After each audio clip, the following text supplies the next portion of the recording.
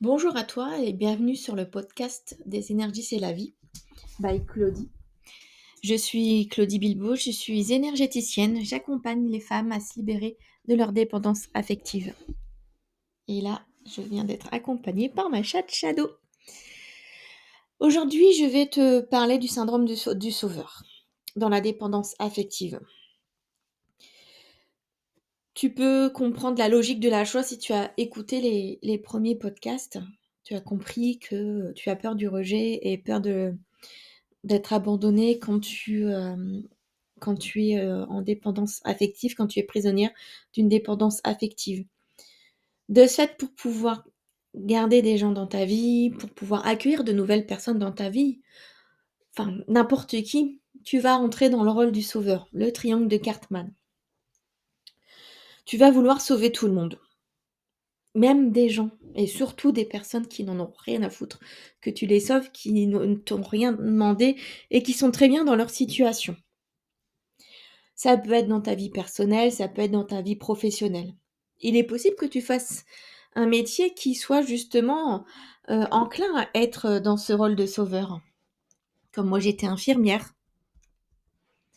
Ça a poussé cette sensation, ce besoin de vouloir sauver tout le monde. Et c'est peut-être en partie quelque chose qui a fait qu'à un moment, j'ai fait les burn-out, en fait. Mes 2 burn-out, 2013-2021. On ne peut pas sauver tout le monde. Surtout, on ne peut pas soulever les personnes qui n'ont pas envie d'être sauvées. C'est ça qui est important de comprendre. En faisant ça, tu as l'impression de te sentir importante, d'avoir un objectif dans ta vie. Parce que tu n'es pas capable de le trouver seul, en fait. Tu as besoin des autres pour avoir un objectif et pour te sentir exister. Sauf qu'en voulant sauver tout le monde, bah tu ne sauves je recommence, tu ne te sauves pas toi, tu t'oublies complètement. Mais vraiment, t'as pas cette impression que tu as besoin, toi, d'être sauvé, que tu es dans ta situation est pire, 100 fois pire que la personne en face de toi que tu souhaites sauver. Et généralement, c'est le cas. Ta situation est pire, tu te sens pas bien, t'es seule, je sais pas, t'es malheureuse dans ton couple, t'es malheureuse dans ton travail, et pourtant tu veux sauver, accompagner d'autres personnes qui sont dans les mêmes situations que toi. Mais que tu penses que c'est plus important de s'occuper de ces personnes que de t'occuper de toi. Parce que intérieurement, inconsciemment, tu sais que si tu te sauves, ta vie va se transformer. Peut-être que si tu te sauves, tu vas quitter ton mari ou lui va te quitter. Que des gens de ta famille vont s'éloigner ou que toi, tu vas s'éloigner d'autres personnes de ta famille. Ça te fait peur. Ça enclenche, ça met en avant tes blessures de rejet et d'abandon, forcément. Mais ça fait remonter des peurs également, de changement. Peur d'être une nouvelle personne, peur d'être véritablement la personne que tu es, de te montrer sans masque, en incarnant vraiment cette belle personne que tu es, et pas celle que les autres souhaitent que tu sois, mais la vraie toi, pas celle qui fait semblant d'aimer tout ce qu'on lui dit, pas celle qui dit oui à tout pour faire plaisir aux autres. Non, non, la vraie toi, celle qui sait dire non, qui fait ce qui lui plaît elle et pas ce que les autres ont envie qu'elle fasse. Et si vraiment tu te retrouves dans une situation où bah, tu dois faire quelque chose qui ne te plaît pas véritablement, et bah la prochaine fois, c'est l'inverse. Un exemple, ton compagnon te propose d'aller au cinéma voir un film qui ne t'intéresse pas, tu le dis ok, mais le prochain film, on va voir un film qui, moi, m'intéresse. Un restaurant, on te propose d'aller manger des sushis, t'aimes pas ça. Tu dis bah ok, la prochaine fois, on va au resto là où j'aime, on va manger un bon steak, par exemple. Tu as peur d'incarner cette personne parce que tu as peur d'elle. Tu as peur d'être toi parce qu'on t'a élevé, on t'a éduqué à avoir besoin des autres. Et tu sais que si tu te libères de ta dépendance affective, tu n'auras plus besoin des autres. Tu seras suffisante, seule.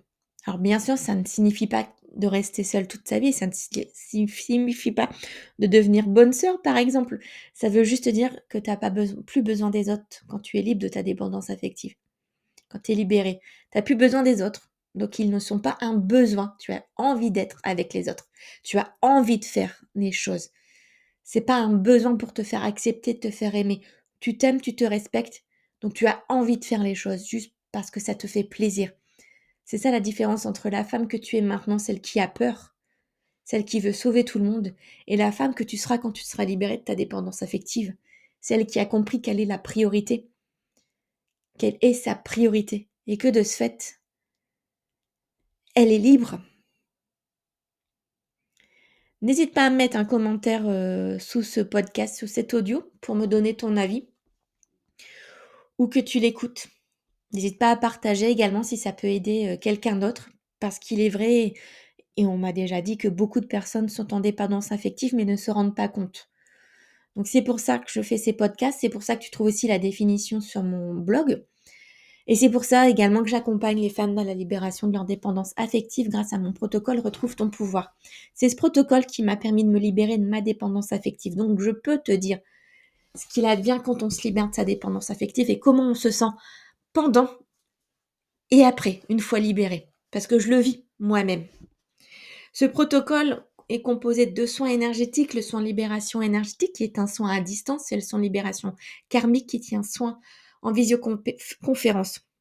Le soin libération énergétique est un soin de 3 heures, unique et puissant, qui ne se reçoit qu'une seule fois dans sa vie et qui vise à nettoyer tes énergies et à les élever. Le soin libération karmique est un soin qui nécessite obligatoirement 2 séances minimum. Il vise à te libérer de tes croyances limitantes, du karma, du transgénérationnel et des blessures de l'âme.